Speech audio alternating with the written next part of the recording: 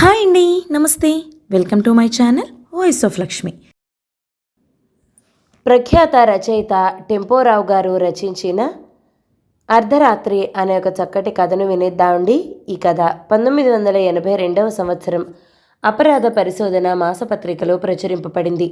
కథ మొదలు పెట్టబోయే ముందు మన ఛానల్ ఎవరైనా ఫస్ట్ టైం చూస్తున్నట్లయితే ఛానల్ని తప్పకుండా సబ్స్క్రైబ్ చేయండి. అలాగే కథ నచ్చితే లైక్ చేయడం మర్చిపోకండి. ఇక కథలోకి వెళ్ళిపోదామా? ఉషాదేవి మేడమెట్లు ఎక్కి నడవమట నడవసాగింది. హోటల్ గదుల నెంబర్లను ఆమె కళ్ళు పరకాయించి చూస్తున్నాయి. 5, 6 అంటే ఇంకా ముందుకు పోవాలన్నమాట. ఆజారుబాహుడైన వ్యక్తి ఎవరో గదిలో నుంచి బయటకొచ్చి తలుపు మూసి తాళాలు వేస్తున్నాడు. పని ముగించి అతడు అదే నడవమట ఆమెకెదురుగా నడవసాగాడు. ఆమె కళ్ళు నంబర్లను చూడటం మాని ఎదురుగా వస్తూ ఉన్న అతడి వైపు వెళ్ళాయి. 7 అడుగుల పొడుగాటి మనిషి, బుగ్గమీసాలు, పళ్ల మధ్య పొడుగాటి చుట్ట, పెద్ద పెద్ద అంగల్లో నడక. అతడు దగ్గరికి రాగానే క్షమించండి అని ఆమె అతడి వంక చూసింది. చుట్టపొగ వదులుతూ విచిత్రంగా నవ్వుతూ తన ముందు నిలబడిన ఆమెను అతడు ఎగాదిగా పరికించాడు. క్షమించానమ్మాయ్ అన్నాడు అతను క్లుప్తంగా. మీకోసమే వస్తున్నాను, మీతో అర్జెంటుగా మాట్లాడాలి. నా కోసమా? పొరబట్టం లేదుగా. జవాబివ్వకుండా ఆమె నవ్వింది. ఆమె తెల్లని పళ్ళు ముత్యాల్లా మెరిశాయి. మిమ్మల్ని చూడగానే మీరే వాలీగారని అందరూ పోలుస్తారు అందామె. డిటెక్టివ్ వాలి గంభీరంగా నవ్వాడు. తన బుగ్గమీసాలను ఓసారి సగర్వంగా వేలితో దిద్దుకున్నాడు. నోట్లోని చుట్టను చేత్తో పట్టుకుని అలాగా అంటూ వెనక్కి తిరిగి వెళ్ళాడు. ఆమె అతన్ని అనుసరించింది. వాలి తన కాళ్లను ముందున్న బల్ల మీద చాచి పడకుర్చీలో విశ్రాంతిగా కూర్చున్నాడు. ఉషాదేవి అతని పక్కనున్న సోఫాలో కూర్చుని కథ ఎలా ప్రారంభించటమా అని ఆలోచిస్తుంది. అమ్మాయి, నీ పేరు ఉషాదేవి. నువ్వు చాలా హడావిడిగా ఎవరో పంపడం వల్ల ఇక్కడికి వచ్చావు. ఆమె విస్మయంతో అతన్ని చూసింది. అవన్నీ మీకెలా తెలుసు? వాలి నవ్వుతూ జవాబిచ్చాడు. అది కూడా చెప్పాలా? వాలీకి అన్నీ తెలుస్తూనే ఉంటాయి. నీ చేతిలోని హ్యాండ్ బ్యాగ్ మీద నీ పేరుందిగా. తర్వాత నువ్వు జుట్టు దూకోలేదు, బొట్టు పెట్టుకోలేదు. బహుశా స్నానం కూడా చేసి ఉండవు. జాకెట్టు రంగు నీ చీర రంగుకి చాలా విరుద్ధంగా ఉంది. కానీ నీ గాజులని, హ్యాండ్ బ్యాగ్ని చూస్తే నువ్వు మామూలుగా మంచి అభిరుచితో ముస్తాబయ్యే స్త్రీవని తెలుస్తుంది. వీటిని బట్టి హడావిడిగా వచ్చావని బోధపడుతుంది. అదంతా బాగానే ఉంది. నన్నెవరో పంపుంటారని ఎలా అన్నారు? నవ్వుతూ వాలి పడకుర్చీలో లేచి కూర్చుని చేయి చాచి ఆమె కుడిపిగ్గను మెల్లిగా గిల్లాడు. వెర్రి పిల్ల, మనసు ప్రతిబింబాన్ని మొహంలో చూడొచ్చుగా. నీ మొహం చూస్తే నా దగ్గరికి ఇష్టం లేకపోయినా వచ్చినట్టు స్పష్టంగా తెలుస్తుంది. అందువల్ల ఎవరో నిన్ను పంపించుంటారని అన్నాను. వాలి మళ్ళా కుర్చీలో వెనక్కి బోర్లా పడ్డాడు. చుట్టపొగ వదులుతూ కళ్ళు మూశాడు. ఆమె ఇలా చెప్పసాగింది. అవును, మా యజమానురాలైన దుర్గమ్మ గారు నన్ను మీ వద్దకు పంపించారు. నిన్న రాత్రి 12 గంటల ప్రాంతంలో దుర్గమ్మ గారి భర్త దక్షిణామూర్తి గారిని ఎవరో హత్య చేశారు. ఆ విషయం ఈవేళ పేపర్లో మీరు చూసే ఉంటారు. ఆమె ఆగింది. కళ్ళు మూసుకుని విశ్రాంతిగా చుట్టకాలుస్తున్న వాలి జవాబివ్వలేదు. నే చెప్పేది వింటున్నారా అన్నామె. నా చెవులు జాగ్రత్తగానే వింటున్నాయి అన్నాడు వాలి. దక్షిణామూర్తి గారిని ఎవరు హత్య చేసింది అప్పుడే తేలిపోయింది. ఆయన మేనల్లుడైన శంకరమే హత్య చేస్తుంటాడని ఇంట్లో ఉన్న వాళ్ళందరికీ తెలుసు. ఈరోజు పొద్దుటే పోలీసులు శంకరాన్ని అరెస్టు చేసి తీసుకుపోయారు. అయినప్పటికీ శంకరం అంతకుడని దుర్గమ్మగారు నమ్మటం లేదు. అందువలన ఎవరు హత్య చేసింది మీరు కనుక్కోవాలని ఆమె కోరిక. అది మీతో చెప్పడం కోసం నేను వచ్చాను. కళ్ళు తెరిచి వాలి ఆమె వైపు చూశాడు. అమ్మాయి, నువ్వేమంటావు? మేనల్లుడు శంకరం హత్య చేశాడంటావా అడిగాడతను. అనేక మంది చెప్పిన దాన్ని బట్టి శంకరమే హంతకుడని అనిపిస్తుంది. నేను అలాగే భావిస్తున్నాను. అందుకే అతన్ని వెంటనే పోలీసులు అరెస్టు చేశారు. తను పట్టుకున్న కుందేలికి 3 కాళ్ళున్నట్టు దుర్గమ్మ గారు శంకరం నిర్దోషని భీష్మించి కూర్చున్నారు. అయితే నేను రావటం ఏ విధంగా లాభిస్తుంది? బాగా అడిగారు. నేను అదే అనుకుంటున్నాను. నల్లగా ఉన్న గోడను మీరు మాత్రం తెల్లగా ఉందని అనగలరా? దుర్గమ్మ గారు తిక్క మనిషి. తప్పకుండా మీరు రావాలని అన్నారామె. అయితే వెళ్దాం పదా అన్నాడు వాలి. కారులో నుంచి దిగగానే డిటెక్టివ్ వాలి ఓసారి ఆ భవనాన్ని కలి చూశాడు. విశాలమైన 3 అంతస్తుల భవనం, పెద్ద తోట, 6 అడుగుల ఎత్తున ప్రహరీ గోడ నలువైపులా ఉంది. వాలిని ఆమె మొదటి అంతస్తులో ఉన్న దుర్గమ్మ గదిలోకి తీసుకువెళ్ళింది. వాలిని చూడగానే 45 ఏళ్ల వయసులో ఉన్న దుర్గమ్మ నవ్వుతూ ఆహ్వానించింది. కునేగా సెంటు వాసన గదిలో గుప్పున కొడుతోంది. వాలి సోఫాలో కూర్చున్నాడు. ఉషాదేవి బయటకు వెళ్ళిపోయింది. విచారవదనంతో దుర్గమ్మ వాలి పక్కనే కూర్చుని అతడి చేతులను పట్టుకుంది. వాలిగారు, శంకరం నిర్దోషి, అది నాకు తెలుసు అందామె. వాలి ఆమె వైపు సూటిగా చూశాడు. నీకెలా తెలుసు? స్త్రీలకు అంతర్గతంగా నిజం తెలుస్తూ ఉంటుంది. శంకరం నిర్దోషని నా హృదయం చెప్తుంది, బొబ్బలెడుతోంది అన్నామె. వాలి విచిత్రంగా నవ్వాడు. ఆమె మొహం చిన్నబోయింది. అంతగా నవ్వారేమిటి? రేపు కోర్టులో జ్యూరీ సభ్యులు నీ హృదయం పలికే మాటలు విని ఎలా నవ్వుతారో నీకు చూపించటానికి అంతగా నవ్వాను. నీ హృదయం శంకరం నిర్దోషంటే కోర్టు సమ్మతించదు. అందుకు అవసరమైన రుజువులుండాలి.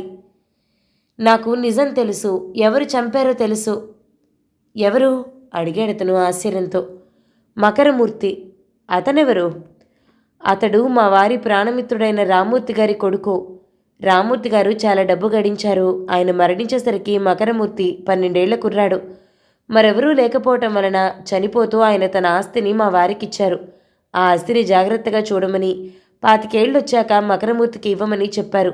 అంతవరకు మకరమూర్తిని మా ఇంట్లోనే ఉంచుకోమన్నారు. ఇదంతా రామ్మూర్తి గారు స్పష్టంగా రాసి మరణించారు. మకరమూర్తి ఇక్కడే ఉంటున్నాడా? 10 ఏళ్ల నుంచి మాతోనే ఉంటున్నాడు. కానీ అతడికి చదువు అప్పలేదు. మా వారికి కార్యదర్శిగా ఉండి ఆయన పనులను చూస్తూ ఉంటాడు. అతడు హత్య చేయటం నువ్వు స్పష్టంగా చూశావా?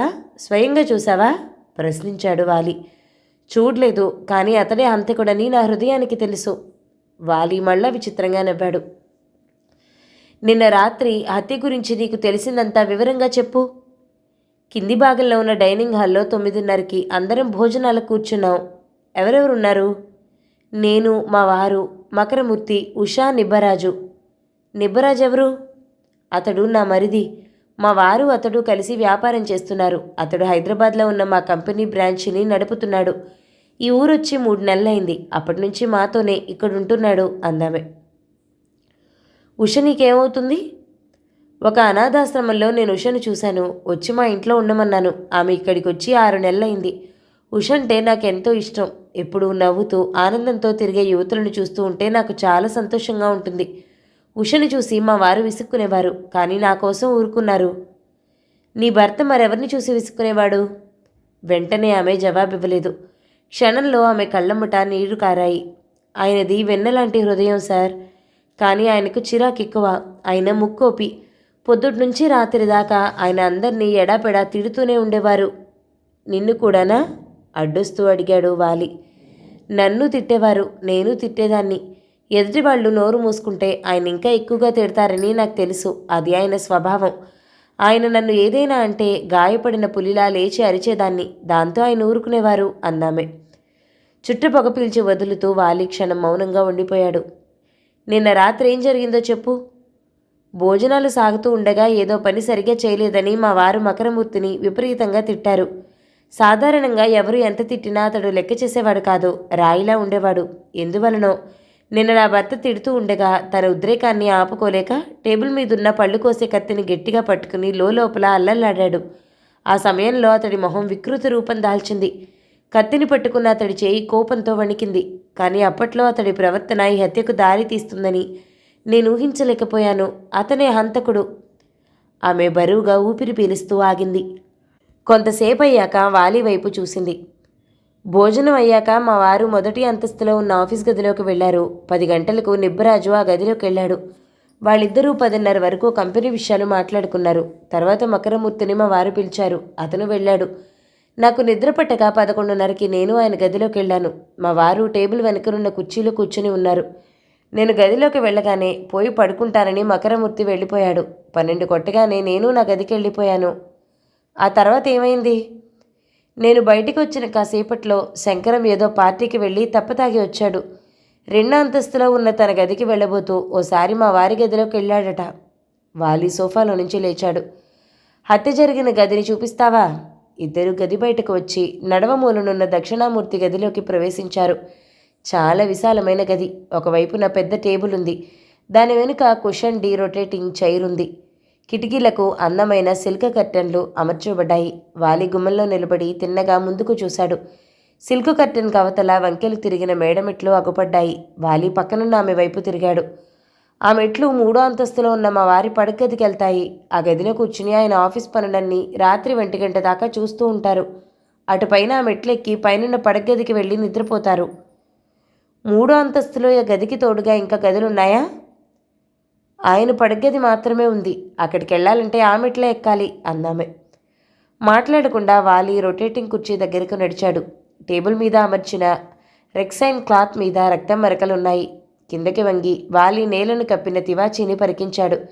తివాచీ మీద కూడా రక్త మరకలు కనపడ్డాయి. అతడు ఆమె వైపు చూశాడు. అతడి శవం ఎక్కడ ఎలా పడుంది? తివాసీ మీద కుర్చీకి సమీపంలో పడుంది అందామె.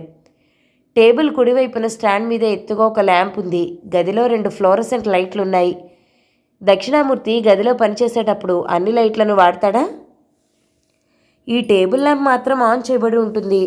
తతిమా లైట్లను ఆయన ఉపయోగించరు. వాలి తీవ్రంగా ఆలోచించసాగాడు. శవాన్ని పోలీస్ వాళ్ళు పట్టుకెళ్ళి ఎంతసేపు అయింది? 7 గంటలకు పట్టుకెళ్లారు. అప్పుడే శంకరాన్ని కూడా తీసుకెళ్లారు. వాలి గదంతటిని పరీక్షించి బయటికి నడిచాడు. దుర్గమ్మ అతన్ని అనుసరించింది. కింది భాగంలో మీకు ఒక గది ప్రత్యేకంగా ఉంచమన్నాను. ఈ హత్యా రహస్యం తెలిసిందాకా మీరిక్కడే ఉండాలని నా కోరిక అంది దుర్గమ్మ. నిజం తెలియకపోదు, తెలుసుకున్నదాకా ఇక్కడే ఉంటాను అంటూ డిటెక్టివ్ వాలి మేడమెట్లో దిగాడు. డిటెక్టివ్ వాలి కిందనున్న హాల్లో అడుగు పెట్టగానే ఎవరో వ్యక్తి తొందరగా గదిలోకి ప్రవేశించి చేతిలోని తోలి సంచిని సోఫా మీద పడేశాడు. ఏయ్ రంగా అని గట్టిగా అరిచాడతను. మరో క్షణంలో వంటవాడు రంగన్న చేతులు జోడించుకుని అతని వద్దకు వచ్చాడు. ఈడియట్, ఈ గది శుభ్రంగా ఉంచమని ఎన్నిసార్లు చెప్పాను? బొత్తిగా బుద్ధి లేకుండా మసులుతున్నావు అన్నాడతను విశేషమైన కోపంతో. ఆ మాటలను వింటూ వాలి అతని వైపు నడిచాడు. అతను నిబ్బరాజా అయ్యుంటాడని కోపంతో కూడిన మాటలను బట్టి గ్రహించాడు. అతను వాలి వైపు శత్రుభావంతో చూశాడు. మీరెవరు? ఏం కావాలి అని కసిరాడు. డిటెక్టివ్ వాలిని. దక్షిణామూర్తి హంతకుడు కావాలి. అయితే మా వదిన పిచ్చిగా మిమ్మల్ని రప్పించిందన్నమాట. నన్ను అడిగితే ఇదంతా డబ్బు తగలెట్టడం అంటాను. శంకరం హంతకుడని అందరికీ తెలిసిందే. మీరు మాత్రం వచ్చి ఏం పొడి చేస్తారు? బాగా చెప్పావు. మీ వదినకు నిజంగా చాదస్తమే అనొచ్చు. అందరికీ తెలిసిన విషయాన్ని నేను మాత్రం కాదనగలనా? వాలి నవ్వుతూ జవాబిచ్చాడు. వాలి జవాబుతో నిబ్బరాజు కోపం తగ్గింది. అయితే శంకరం ఎందుకు హత్య చేశాడంటావు? ఎందుకైనా అయ్యుండొచ్చు. వాడికి కావలసిన డబ్బు అన్నయ్య ఇచ్చేవాడు కాదు. నిన్న రాత్రి అన్నయ్యతో నువ్వు మాట్లాడావని విన్నాను. ఎంతసేపు మాట్లాడావు? అరగంట సేపు. ఏం మాట్లాడావు? మా సంభాషణ మీ పరిశోధనకి ఉపకరించదు. అది నిర్ణయించాల్సింది నేను. నిబ్బరాజు కాసేపు ఆలోచించి ఇలా చెప్పాడు. నిన్న రాత్రి అన్నయ్య నేను పోట్లాడుకున్నాం. అన్నయ్యకి కోపం ఎక్కువ. లోకుగా దొరికిన వారిని కొమ్ములు పెట్టి పొడిచి పడేసేవాడు. కానీ అతని పప్పు నా దగ్గర ఉడికేది కాదు. అతనికంటే ఎక్కువ కోపంతో మొహం వాచేటట్టు తిట్టొచ్చేశాను. ఇంతకీ ఏ విషయం మీద పోట్లాడుకున్నారు? అది అడక్కండి, అది రహస్యం. డిటెక్టివ్ వాలి నిబ్బరాజు కళ్ళలోకి సూటిగా చూశాడు. రహస్యాలను దాచటంలో నన్ను మించిన వారు లోకంలో లేరని అందరూ అంటూ ఉంటారు. నిబ్బరాజు కొంతసేపు ఆలోచిస్తూ ఉండిపోయాడు. నిన్న పొద్దుటి నుంచి ఉష మంచిది కాదని ఆమెను వెంటనే పంపించేయమని అన్నయ్య పట్టుపట్టి కూర్చున్నాడు. ఆ విషయం మీదే మా ఇద్దరికీ పోట్లాట జరిగింది. ఉషను పంపించేయాల్సిన అవసరం ఏదీ రాలేదని నేను అతనితో వాదించాను. అతనితో వాదించటం మూర్ఖత్వమని గ్రహించి చివరికి కోపంగా వచ్చేశాను. ఉషను బయటికి పొమ్మరటం మా వదినకి ఇష్టం లేదు. వదిన అన్నయ్య నిన్న రాత్రి అదే విషయం మీద చర్చించుకున్నారట. డిటెక్టివ్ వాలి హాల్లో ఉన్న చిన్న బల్ల మీద టెలిఫోన్ వద్దకు నడిచాడు. తన మిత్రుడైన ఇన్స్పెక్టర్ రాజయ్యకు ఫోన్ చేసి కొన్ని విషయాలు కనుక్కున్నాడు. డాక్టర్ రిపోర్టును బట్టి హత్య 12-12:10 మధ్య జరిగి ఉండాలని నిర్ణయించబడింది. హత్యకు ఉపయోగించిన ఆయుధం లావుగా పొడుగ్గా ఉన్న ఒక కర్ర. వాలి తను తెలుసుకున్న విషయాలను నెమరేస్తూ హాల్లో నుంచి సమీపంలో ఉన్న ఉషాదేవి గది వైపు వెళ్ళాడు. గది తెరిచి ఉంది. గుమ్మంలో నిల్చుని వాలి గదిలోకి తొంగి చూసింది.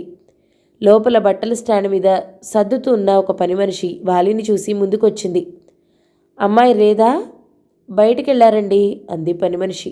నవ్వుతూ వాలి ఓసారి స్టాండ్ మీదున్న చీరలను జాకెట్లను గమనించాడు. బట్టలను కొనటంలో ఉషాదేవి అభిరుచిని మెచ్చుకోవాలి అన్నాడతను. పని మనిషి మాట్లాడలేదు. నిన్న రాత్రి భోజనాల సమయంలో అమ్మాయి ఏ చీర ధరించింది? ఒక ఆకుపచ్చ షిఫాన్ చీరను స్టాండ్ నుంచి తీసి పని మనిషి వాలి దగ్గరకు తెచ్చింది. ఆ షిఫాన్ చీరను 2 చేతులతోనూ పట్టుకుని వాలి ఆశ్చర్యంతో పరీక్షించాడు. అఖండంగా ఉంది, అసామాన్యంగా ఉంది అని ఆ చీరను మళ్ళా ఆమెకిచ్చేశాడు. పని మనిషి దాన్ని అందుకుని బట్టల స్టాండ్ వైపు వెళ్ళింది. వాలి నవ్వుతూ తన చేతిలో ఉన్న కత్తెరను ఆ చీర నుంచి తెగిన ముక్కను జేబులో వేసుకున్నాడు. ఆ రోజు మధ్యాహ్నం వాలి నిద్ర నుంచి లేచి గదిలో పచార్లు చేస్తూ ఆలోచించసాగాడు. రంగన్న టీ పట్టుకుని గదిలోకి ప్రవేశించాడు. రంగన్న, ఏముండయ్యా, నిన్న రాత్రి హత్య గురించి నీకేం తెలుసు? అంతా పోలీసు వాళ్ళకి చెప్పానయ్యా. నేను పోలీసు వాణ్ణి కాదు అన్నాడు వాలి నవ్వుతూ. రాత్రి 11:30 దాటాక నేను కిందున్న నా గదిలో నిద్రపోనాయనయ్యా. నా గది అయ్యగారి గదికి సరిగ్గా కిందుంది. హాల్లోని గోడ గడియారం 12 కొడుతూ ఉండగా వీధి తలుపు చప్పుడైంది. నాకు మెలకు వచ్చింది. శంకరంగారు అప్పుడే వచ్చుంటారని అనుకున్నాను. కాసేపట్లో మేడ మీద అయ్యగారి గదిలో శంకరంగారి మాటల ధ్వని వినపడింది. రాత్రి నిశ్శబ్దంగా ఉండటం వల్ల మేడ మీది అయ్యగారి గదిలో ఎవరైనా మాట్లాడితే ధ్వని వినపడుతూనే ఉంటుంది, కానీ మాటలు వినపడలేదు. ఆయన వెళ్ళిపోయి పడుకుని ఉంటారని అనుకున్నాను. పై గదిలో మాట్లాడిన శంకరం కంఠాన్ని నువ్వు బాగా గుర్తుపట్టావా? అది ఆయన కంఠమేనండి. పై గదిలో దుర్గమ్మ మాట్లాడడం, నిబ్బరాజు మాట్లాడడం వినబడిందా? వినబడిందయ్యా. సాధారణంగా వాళ్ళిద్దరూ చాలా గట్టిగా మాట్లాడతారు. డిటెక్టివ్ వాలి ఆలోచిస్తూ మళ్ళా పచార్లు చేయసాగాడు. వంట మనిషి రంగన్న వెళ్ళిపోయాడు. చటుక్కున ఏదో ఆలోచన తట్టినట్టు వాలి గదిలోని బట్టల స్టాండ్ వైపు వెళ్ళాడు. తన కోటు జేబులోని ఎర్ర సిరా పెన్నును బయటికి లాగి దానిలోని సిరాను తాను కత్తిరించిన షిఫాన్ చీర ముక్కపై విసిరాడు. ఎర్రటి మరకలు పడ్డ ఆ చీర ముక్కను మళ్ళా కోటు జేబులో వేసుకుని అతను నవ్వుకుంటూ కోటు తుడుక్కున్నాడు. చుట్టను వెలిగించి వేగంగా గదిలో నుంచి బయటకు కదిలాడు. వాలి ఉషాదేవి గదిలో ప్రవేశించాడు. మెల్లగా తలుపులకు లోపల గడియ వేశాడు. ఉషాదేవి నిలువుటద్దం ముందు నిల్చుని తలదువ్వుకుంటోంది. అమ్మాయి, అతని పిలుపు వినగానే ఆమె చటుక్కున వెనక్కి తిరిగింది. మీరా? నిన్న రాత్రి నువ్వు హత్య జరిగిన గదిలోకి వెళ్ళలేదుగా? నిన్న రాత్రి 11ంటికే నేను నిద్రపోయాను. నా గది దాటి నేను బయటికే వెళ్ళలేదు. వాలి కళ్ళు ఆమె వైపు తీక్షణంగా చూశాయి. అతని కుడి చేయి కోటు జేబులోకి వెళ్ళింది. మరుక్షణంలో అతను చేయి చాచాడు. ఎర్ర మరికలున్న ఆకుపచ్చ షిఫాన్ చీర ముక్క అతని అరచేతిలో నుంచి ఆమె వైపు ఆవులించింది. అమ్మాయి, నిన్న రాత్రి నువ్వు ఆ గదిలోకి వెళ్ళకపోతే రక్తపు మరకలున్న ఈ చీర ముక్క గదిలో ఎలా పడుంది? ఆమె మాట్లాడలేకపోయింది. హఠాత్తుగా బట్టల స్టాండ్ మీదున్న ఆకుపచ్చ షిఫాన్ చీరని పరిశీలించింది. అడుగు భాగంలో అది చిరిగినట్టుంది. ఉక్కిరి బిక్కిరి అవుతూ ఉషాదేవి వణుకుతున్న పెదవులతో వానికి ఎదురుగా వచ్చి నిలబడింది. మొహంలో నెత్తురు చుక్క లేనట్టుంది. అతని చేతిలోని చీర ముక్కని పదే పదే చూసింది. కథ ఇంతవరకు వచ్చాక మీకు నిజం చెప్పడం మంచిదేమో అంది. వాలి ఆమె దగ్గరగా వెళ్ళాడు. తన 2 చేతుల్ని ఆమె భుజంపై వేసి భయంతో వణుకుతున్న ఆమె కళ్ళలోకి చూశాడు. అమ్మాయి, నిజం చెప్పడం ఎల్లప్పుడూ మంచిదే. ఉషాదేవి కళ్ళల్లో నీళ్లు తిరిగాయి. ఆమె మెల్లగా చెప్పసాగింది. నిన్న రాత్రి 10 గంటల నుంచి నిద్ర రాక నా గదిలో పచార్లు చేస్తూ తిరిగాను. దక్షిణామూర్తి గారికి నా మీద కోపం వచ్చిందని, నన్ను పంపించేయటానికి నిశ్చయించుకున్నారని ఇంతకు ముందే తెలుసుకున్నాను. ఓసారి ఆయనతో మాట్లాడాలని నిశ్చయించాను. మేడ మీద దక్షిణామూర్తి గారి గదిలో 12 వరకు దుర్గమ్మగారి మాటలు వినపడ్డాయి. ఆమె వెళ్ళిపోవటంతోటే ఒంటరిగా ఆయనతో మాట్లాడొచ్చని అనుకున్నాను. ఇంతలో వీధి తలుపులు తోసిన చప్పుడైంది. కాసేపట్లో ఎవరో మెట్లెక్కారు. దక్షిణామూర్తి గారి గదిలో శంకరం కంఠం వినపడింది. అతడు బయటకు రాగానే దక్షిణామూర్తి గారితో మాట్లాడొచ్చని నేను మెట్ల మీదే నిలబడ్డాను. దక్షిణామూర్తి గారితో శంకరం ఏదో అంటున్నాడు. బాగా తాగడం వల్ల అతని మాటలు అంత స్పష్టంగా లేవు. కాసేపట్లో అతడు గదిలో నుంచి బయటకొచ్చాడు. మావయ్య, బాగా నిద్రపో అంటూ నడమ మధ్యనున్న మెట్లెక్కి 2వ అంతస్తులోని తన గది వైపు వెళ్ళిపోయాడు. తర్వాత నేను దక్షిణామూర్తి గారి గదిలోకి నడిచాను. ఆయన ముఖం టేబుల్ మీద ఆని ఉంది. నిద్రపోతున్నట్లు ఆయన కనిపించారు. దగ్గరగా వెళ్ళాను. ఆయన తల మీద పెద్ద గాయాలు అగుపించాయి. టేబుల్ మీద రక్తం మరకలున్నాయి. పట్టుకుని ఆయన్ని లేవదీయబోయాను.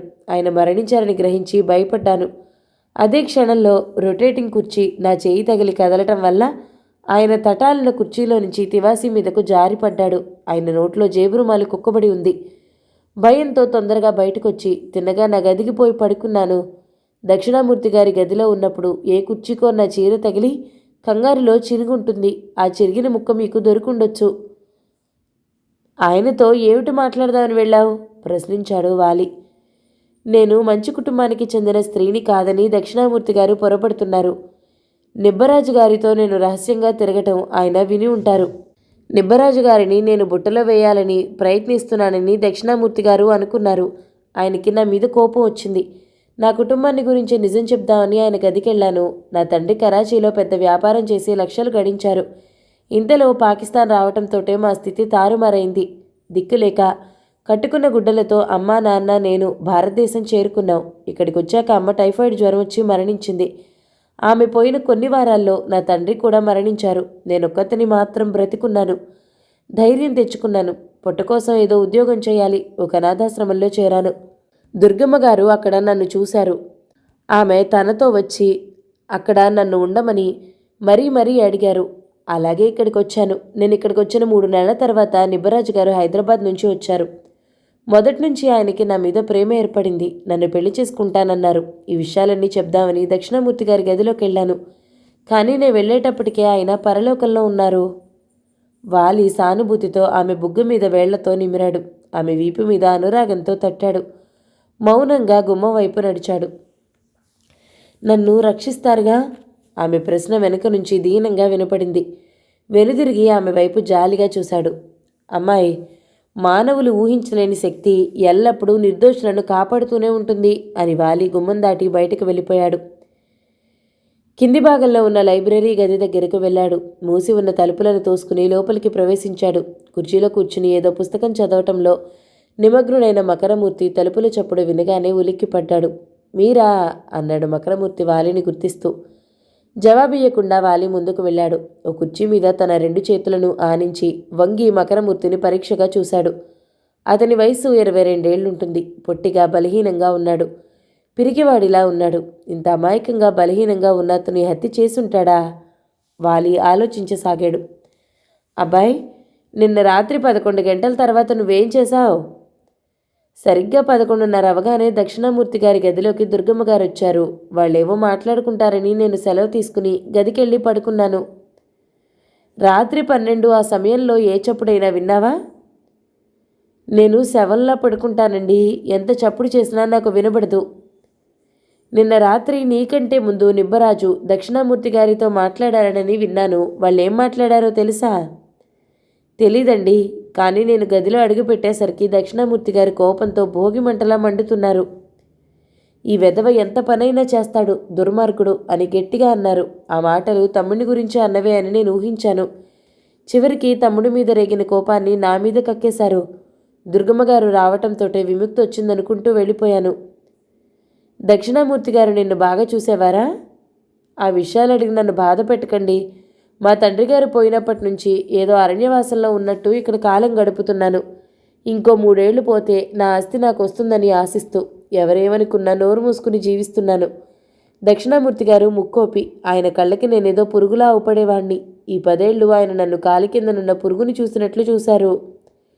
డిటెక్టివ్ వాలి ఆలోచిస్తూ గుమ్మం దాటి బయటికి వెళ్ళాడు. అతని మెదడులో మకరమూర్తి అన్న ఆఖరి మాటలు గిరును తిరుగుతున్నాయి. కాలి కింది పురుగు. వాలి కిందనున్న హాల్లో నిబ్బరాజుకు ఎదురుగా కూర్చున్నాడు. కోటు జేబులో నుంచి ఒక చుట్ట తీసి వెలిగించి పొగ పీలుస్తూ ఇలా అడిగాడు. అబ్బాయి, నిన్న రాత్రి నువ్వు ఎన్నింటికి పడుకున్నావు? రాత్రి 12:30 దాకా నిద్ర పట్టలేదు. నీ గది ఎక్కడుంది? 2వ అంతస్తులో. శంకరం గది? నిబ్బరాజు విసుగ్గా ఓసారి వాలి వైపు చూశాడు. 2వ అంతస్తులో ఒకే వరుసలో 3 గదులున్నాయి. మధ్య గది నాది, ఎడమ పక్క గది శంకరంది, కుడి పక్క గది మకరమూర్తిది. నిన్న రాత్రి నిద్ర పట్టకపోతే ఏం చేశావు? నిబ్బరాజు కోపంగా లేచాడు. నీలాంటి పిచ్చి డిటెక్టివ్లని ఇంట్లోకి రానిస్తే పొలోమని ప్రశ్నల వర్షాలు కురుస్తూనే ఉంటాయి. ఇతరత్రా చేయవలసిన పనులు చాలా ఉన్నాయి నాకు. వాలి విచిత్రంగా నవ్వాడు. నీ అన్నలాగే నీకు కూడా కోపం ఎక్కువ. కానీ మీ ఇద్దరి హృదయాలు మంచివి, అది నాకు తెలుసు. నీ అన్న హంతకుండి పట్టుకోవాలని ప్రయత్నిస్తున్నాను. ఈ విషయంలో సహాయపడ్డం నీ ధర్మం కాదా? నిబ్బరాజు కింది పెదవిని కొరుక్కుంటూ మళ్ళా కుర్చీలో కూలబడ్డాడు. అయితే చెప్తా వినండి. రాత్రి 11:30 పైదాకా నేను గదిలోనే ఉన్నాను. నిద్ర పట్టలేదు. అప్పుడు గదిలోని కుర్చీని బయట నడవాలోకి లాక్కుని ఆలోచిస్తూ దానిలో చాలాసేపు కూర్చుండిపోయాను. అప్పుడు మకరమూర్తి ఏం చేస్తున్నాడు? వాడు పక్క గదిలో పడుకున్నాడని నీకు బాగా తెలుసా? వాడి గదికి తాళం లేదు, దాన్ని బట్టి పడుకున్నాడని అంటున్నాను. వాడు గదిలో లేకపోతే తలుపులకి తాళం వేస్తాడు. అది కాకుండా వాడు ప్రతిరోజు మామూలుగా 10:30కే నిద్రపోతాడు. అయితే అతడి హత్య చేయలేదంటారు. వాణ్ణి అనుమానించిన వాళ్ళు మూర్ఖులని నా నమ్మకం. ప్రాణం లేనట్టు వాడు ఇంట్లో జీవితాన్ని సాగతీస్తున్నాడు. అన్నయ్య వాడిని ఎప్పుడూ కాలి కింద నొక్కిపెట్టి భయపెట్టి పిరికిపందిగా తయారు చేశాడు. మకరమూర్తి తండ్రి తన ఆస్తి అంతటికీ అన్నయ్యని సర్వాధికారిగా నియమించడంలో పెద్ద పొరపాటు చేశాడు. ఆస్తివాడికి ముట్టి ఉంటే మకరమూర్తి మరో విధంగా అభివృద్ధిలోకి వచ్చి సంఘానికి ఉపయోగపడేవాడు. తన గదిలో నుంచి మకరమూర్తి కిందికి దిగుంటే మీరు చూసేవారా? తప్పకుండా చూసేవాణ్ణి. నా గది ముందు నడవాలో నేను కూర్చున్నాను. నా ఎడం పక్కనున్న శంకరం గది దగ్గరగా మేడమెట్లున్నాయి. మకరమూర్తి కిందికి వెళ్ళాలంటే నా ముందర నుంచి వెళ్ళి ఆ మెట్లు దిగాలి. ఇంకో తోవలేదు. అతను దిగలేదు. నేను 12:10 వరకు అలాగే కూర్చున్నాను. వాడు దిగలేదని నేను చెప్పగలను. శంకరం 12ంటికి కింద తలుపులు తోసిన చప్పుడు నీకు వినపడిందా? వినపడింది, కానీ కింద తలుపులు చప్పుడైన 5 నిమిషాల దాకా వాడు పైకి రాలేదు. 5 నిమిషాల్లో శంకరం దక్షిణామూర్తిని సులువుగా చంపొచ్చు. నీ సాక్ష్యాన్ని బట్టి హత్యా నీదరం శంకరం మీదకే వెళ్తుంది. నేను మొదటే చెప్పాగా మీతో, ఏదో కోపం వచ్చి వాడే చంపు ఉంటాడు. శంకరం పైకి రాగానే నువ్వు పలకరించావా? పలకరించాను. వాడు అదో విధంగా ఉన్నాడు. నాతో మాట్లాడకుండా జంకుతూ తన గదిలోకి వెళ్ళి తలుపులు మూసుకున్నాడు. మరో 5-6 నిమిషాలయ్యాక నేను కూడా నా గదిలోకి వెళ్ళి నిద్రపోయాను. డిటెక్టివ్ వాలి కళ్ళు మూసుకుని చుట్టపొగ దట్టంగా పీల్చి వదులుతూ ఆలోచించసాగాడు. హఠాత్తుగా సోఫాలో నుంచి లేచి మేడమెట్లు ఎక్కాడు. హత్య జరిగిన గదిలోకి వాలి మళ్ళా ప్రవేశించాడు. ఆ గదిలో వెళ్లాడుతున్న ఒక్కో సిల్కు తెరను దుర్గమ్మ పరకాయించి చూస్తుంది. వాలి ఆమె దగ్గరగా వెళ్ళాడు. అమ్మాయి, ఏమిటి అంత దీక్షగా చూస్తున్నావు? అడిగాడతను. సిల్క్ తెర వెనుక మేడమెట్లున్నాయి. ఆ తెరను చూస్తుంటే నాకేదో జ్ఞాపకం వస్తుంది. ఏమిటో చెప్పలేకుండా ఉన్నాను అందామే.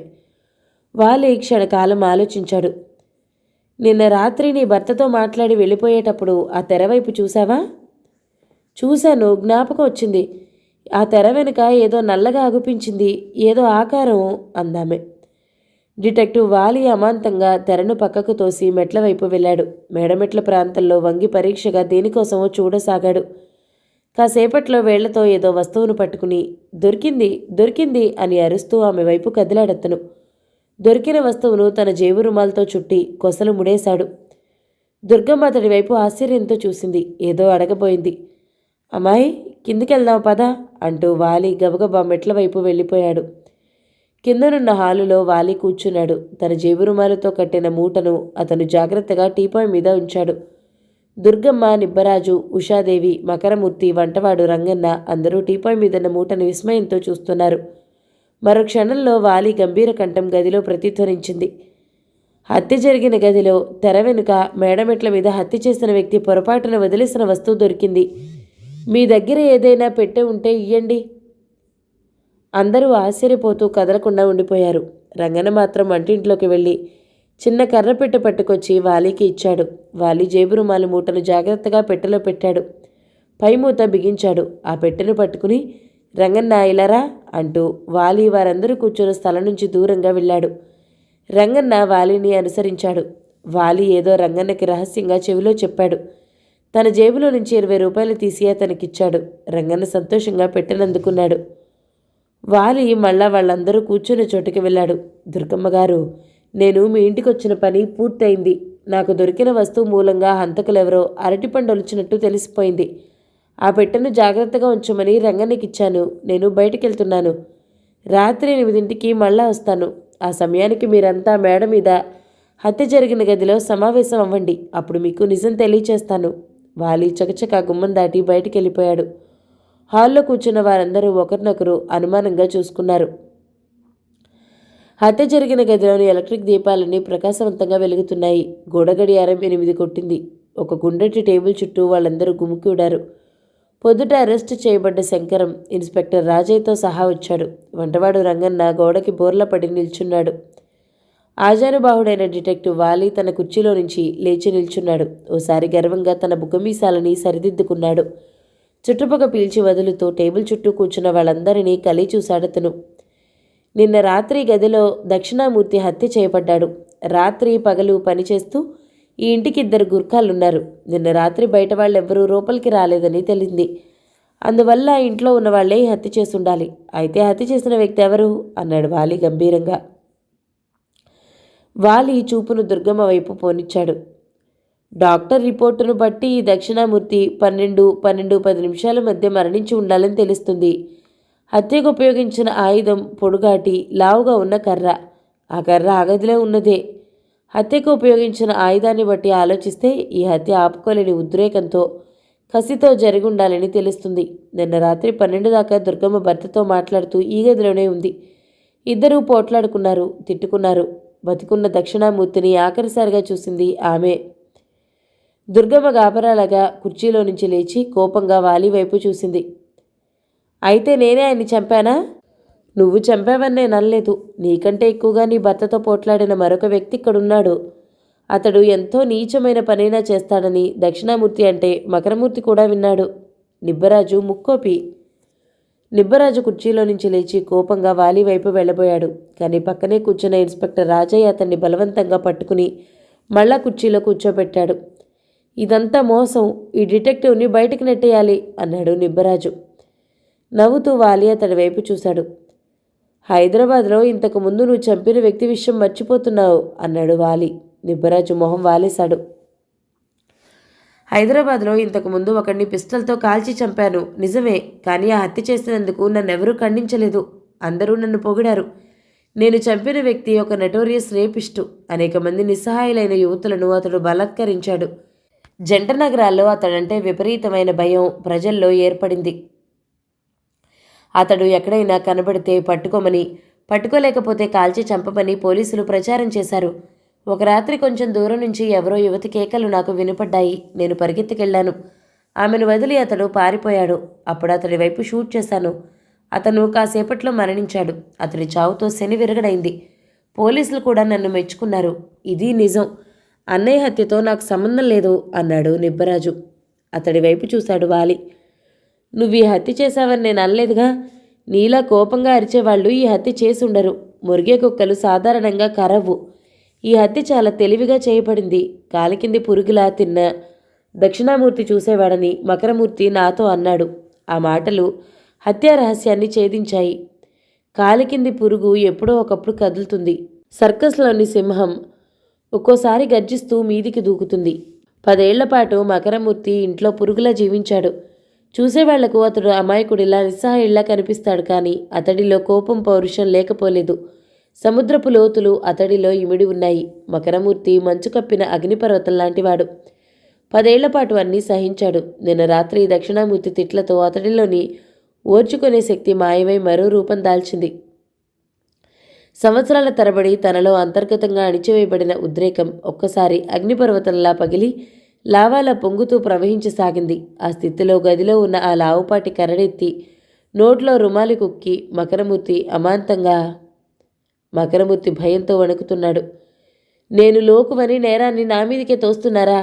నేను ఈ గదిలోకి మళ్ళా రాలేదు. నా గదిలో నిద్రపోతున్నాను అన్నాడతను. నీ గదికి తాళం వేయకపోవటం వల్ల 11:30 కల్లా నువ్వు నిద్రపోతున్నావని నిబ్బరాజు పొరపడ్డాడు. దుర్గమ్మ 11:30కి గదిలోకి రాగానే నిద్రపోతానని చెప్తూ నువ్వు వెళ్ళిపోయానన్నావు. కానీ నువ్వు గది దాటి బయటికి పోలేదు. గది మూలనున్న మేడమెట్ల దగ్గర సిల్క్ కర్టెన్ వెనుక దాక్కున్నావు. కర్టెన్ వెనుక నల్లగా ఏదో ఆకారం కనబడ్డదని దుర్గమ్మ కూడా చెప్పింది. మాటల ధోరణిలో వాళ్ళిద్దరూ నువ్వు వెళ్ళావో లేదో గుర్తించలేకపోయారు.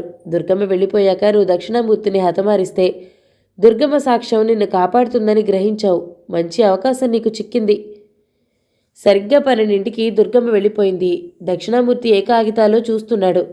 నీకు అలవాటైన పిల్లి నడకతో మెల్లగా కర్టెన్ వెనక నుంచి బయటకొచ్చి అతడి నోట్లో రూమాలు కుక్కి ఆ కర్రతోనే అతడి తలను పగలగొట్టి చంపావు.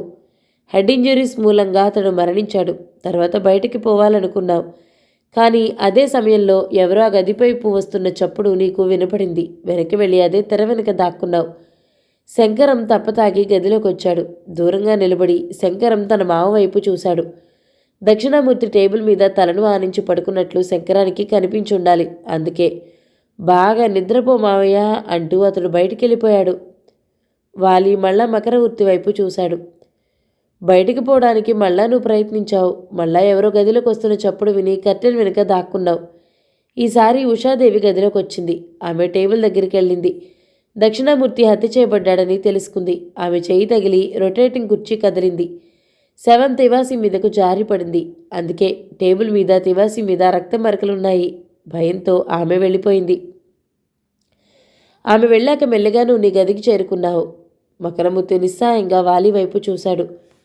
నేనే ఈ హత్య చేశానని మీరంటే అనొచ్చు, కానీ రుజువులు ఉండాలిగా. డిటెక్టివ్ వాలి గంభీరంగా నవ్వాడు. రంగన్న పిలిచాడు వాలి. గోడవారగా నిలబడిన రంగన్న వాలి దగ్గరికి వచ్చాడు. నీకు నేనిచ్చిన పెట్టె గురించి నువ్వు చూసిందంతా వివరంగా చెప్పు అన్నాడు వాలి. అందరూ రంగన్న వైపు చూశారు. అతడు వినయంగా చేతులు నలుపుకున్నాడు. వాలిగారిచ్చిన పెట్టెను వంటగదిలోని బీరువా మీద పెట్టి కాపలా కాస్తూ కూర్చున్నాను. సాయంత్రం 5ంటికి కింద ఎవ్వరూ లేరు. మకరమూర్తి వంటగదిలోకి వచ్చారు. కడుపు నొప్పిగా ఉందని పక్కనున్న షాప్కి వెళ్ళి ఓ సోడా పట్టరమ్మని నాకు డబ్బిచ్చారు. అలాగే అని డబ్బు తీసుకుని సోడా కోసం వెళ్ళినట్టు నటించాను. వాలిగారి ఆజ్ఞ ప్రకారం ఒక సోఫా వెనుక వంగి కూర్చుని మకరమూర్తి గారు వంటింట్లో ఏం చేస్తున్నది గమనించాను. ఆయన అటు ఇటు తొంగి చూసి బీరువా మీదున్న ఆ పెట్టెను తెరిచారు. అందులో ఉన్న జేబు రుమాలు మూట విప్పి లోపల ఉన్న వస్తువుని చూసి మళ్ళా ఎప్పట్లా మూట కట్టి పెట్లో పెట్టేశారు. ఆ క్షణంలో నేను మెల్లిగా బయటకు జారాను. కాసేపట్లో సోడా బుడ్డి తెచ్చి ఆయనకిచ్చాను. వాలి మళ్ళా ఇలా చెప్పసాగాడు. మకరమూర్తి, నీ నేరాన్ని నువ్వే రుజువు చేసుకున్నావు. ప్రతి నేరస్తుడు హత్యాస్థలంలో తనదైన వస్తువు వదిలేశానేమో అని గాబరా పడుతూనే ఉంటాడు. నువ్వు దాక్కున్న స్థలంలో తెర వెనుక మేడమిట్ల మీద నువ్వు పారేసిందేదో నాకు దొరికుండాలనే భయపడ్డావు. అదేమిటో కనుక్కోవాలనే ఆతృత, మరెవరికీ లేని ఆతృత హంతకుడు అవటం వలన నీకు అధికంగా ఉంది. భయంతో పెట్టెను తెరిచి నాకు దొరికిన రహస్యపు వస్తువుని కళ్ళారా చూశావు. అంత జాగ్రత్తగా మీ అందరి ముందు జేబు రుమాలతో మూట కట్టి పెట్టెలో పెట్టిన అమూల్య రత్నం నేను చుట్టకాల్చుకుని పారేసిన అగ్గిపుల్లని ఆలస్యంగా తెలుసుకున్నావు. మకరమూర్తి ఊపిరి బరువుగా పీలుస్తూ తలని టేబుల్ మీద వాలేశాడు. డిటెక్టివ్ వాలి బుగమీసాలను సర్దుకుంటూ రంగన్నతో నవ్వుతూ ఉన్నాడు. రంగన్న, జేబు రుమాలు విప్పి అమూల్యమైన ఆ అగ్గిపుల్ల వీరందరికీ చూపించు. తర్వాత మ్యూజియంకి పంపుదాం. కథ సమాప్తం. ఈ కథ కనుక మీకు నచ్చినట్లయితే లైక్ చేయండి, షేర్ చేయండి, మంచి కామెంట్ చేయండి. మన ఛానల్ని తప్పకుండా సబ్స్క్రైబ్ చేయండి. మరో మంచి కథతో మళ్ళీ కలుద్దాం. అంతవరకు సెలవు మరి. Thank you so much for watching. నమస్తే.